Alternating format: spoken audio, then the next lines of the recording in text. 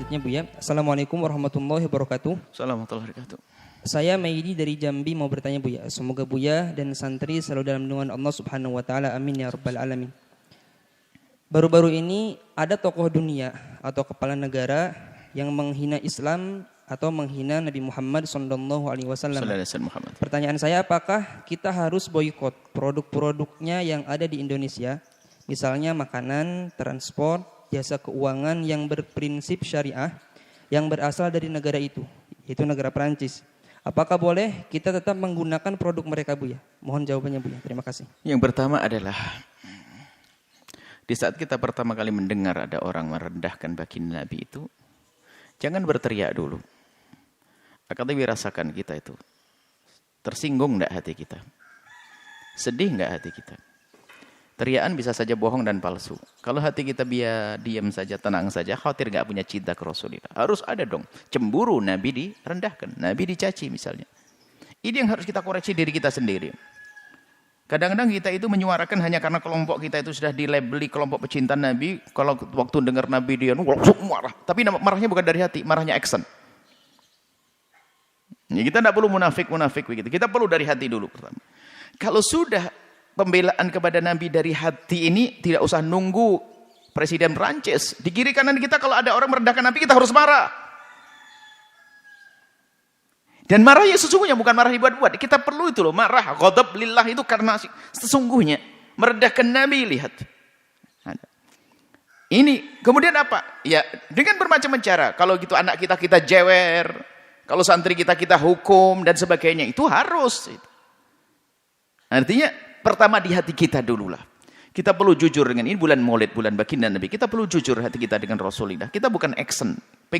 Kita bukan pengen dilihat orang sebagai pecinta Nabi, tapi kita ingin dilihat Allah dan Rasulnya. Apa yang Anda lakukan untuk Rasulullah? Harta Anda untuk apa? Untuk Rasulullah atau bukan? Jangan hanya kita pandai berteriak membela Nabi, tapi hati kita tidak dengan Nabi.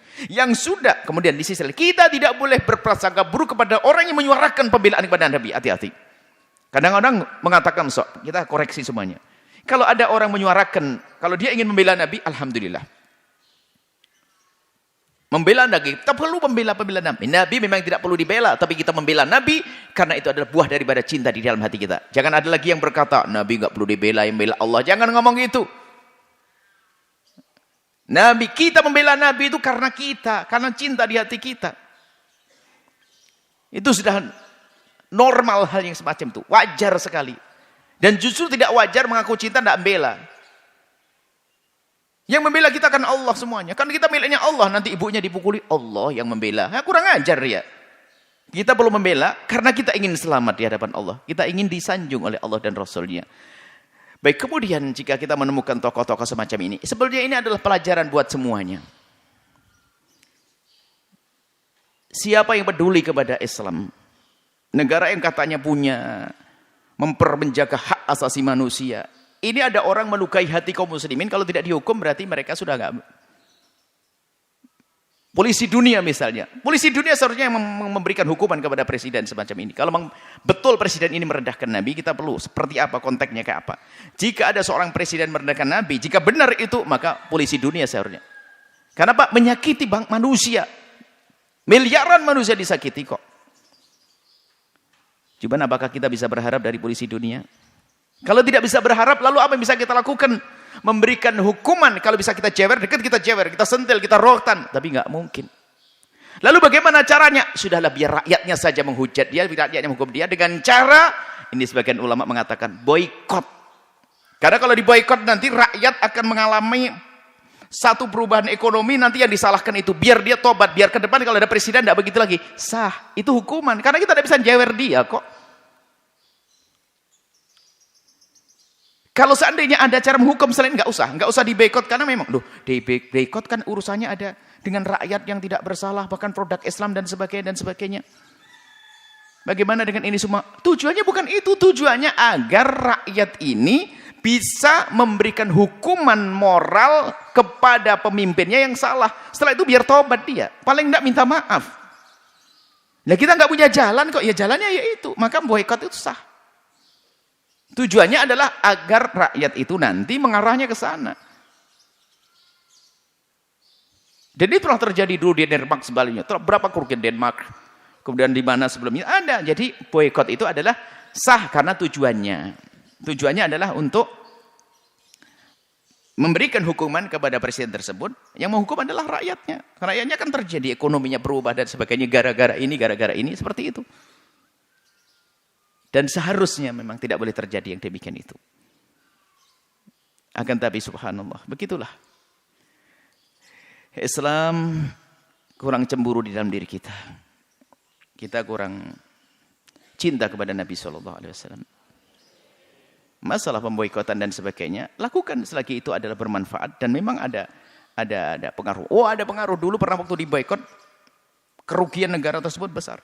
Sebelumnya adalah Denmark, sebelumnya mana lagi? Itu adalah kerugian besar dalam hal ini. Produk-produknya orang yang musuh Islam hendaknya harus kita boikot. Lalu bagaimana di sana kan ada kaum muslimin, mereka kena imbasnya. Sudah difirmankan oleh Allah ya. Kalau kita masih berada di kalangan orang-orang kafir, biasanya ada musibah yang Allah timpakan kepada orang kafir, orang Islamnya juga kena. Tapi bagi orang beriman di sana, ingat, orang beriman muslim di Perancis dengan kondisi saat ini diboikot, kemudian ekonomi menjadi rusak, maka dia akan menjadi sempit rizkinya, maka akan diangkat derajatnya. Jangan khawatir hai orang beriman yang ada di Perancis sana. Sebab musibah yang Allah timpakan kepada satu kaum karena maksiat, karena dosanya satu kaum, orang beriman yang baik pun akan kena di situ. Cuman bedanya, kalau orang beriman akan diangkat derajatnya oleh Allah. Seperti itu. Jadi kalau seperti itu adalah sah saja jika pertama benar bahasanya terjadi penghinaan siapapun. Makanya ini kan yang kami sampaikan dia hanya berlaku kepada presiden Perancis, siapapun. Kalau terjadi penghinaan, hendaknya diberi hukuman. Hukuman kalau dekat dicewer langsung, ditegur dekat. Kalau satu bangsa mungkin segera didatangi, suruh minta maaf, kemudian dihukum.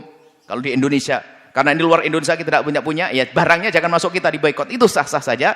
Kalau ada cara yang lain, mungkin ada ide cemerlang, apa sih menjadikan dia tobat dan menjadi pelajaran buat yang lainnya agar tidak melakukan yang serupa? Ayo kita lakukan. Tujuannya itu sebetulnya. Semoga Allah menambahkan kecintaan kita kepada baginda Nabi SAW. Dan semoga Allah SWT memberikan hidayah kepada siapapun yang saat ini punya kebencian kepada baginda Nabi. Allah berikan petunjuk hidayah sehingga menjadi perindu dan pecinta Nabi. Dari dulu sudah ada. Sayyidina Umar membenci Nabi menjadi pecinta. Sayyidina Khalid membenci Nabi menjadi pecinta.